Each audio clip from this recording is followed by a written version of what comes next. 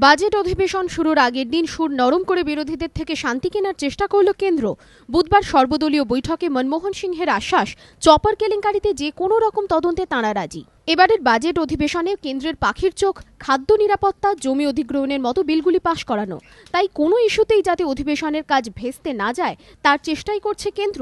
এদিন সর্বদলীয় বৈঠকের শেষে প্রধানমন্ত্রী বলেন, তিনি বিশ্বাস করেন বাজেট অধিবেশন মসৃণভাবেই চলবে, ফলপ্রসূ হবে।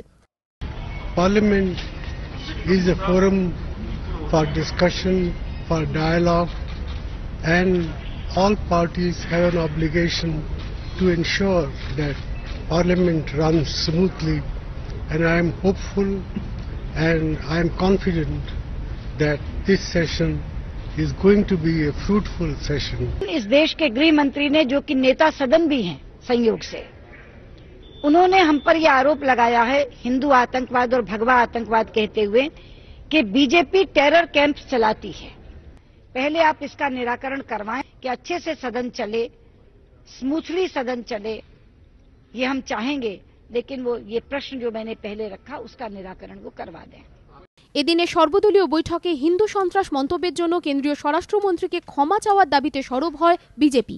বিরোধীদের মন রাখতে বৈঠক শেষ হওয়ার পর তার মন্তব্যের জন্য দুঃখ প্রকাশ করেন সুশীল কুমার শিন্ডে। তাদের দাবি মেনে শিন্ডে দুঃখ প্রকাশ করায় খুশি বিজেপি। आज गृहमंत्री जी से एक रिग्रेट बोलकर एक बयान आए हैं। जयपुर में कांग्रेस की चिंतन शिविर में होम मिनिस्टर, जो लोकसभा के लीडर ऑफ द हाउस भी हैं, उनके द्वारा जो बयान चिंतन शिविर में किया गया है तब भी आधार नहीं था, एक बेबुनियाद आरोप था, और आज भी इसका आधार नहीं है, ये स्पष्ट आया है उनके बयान से।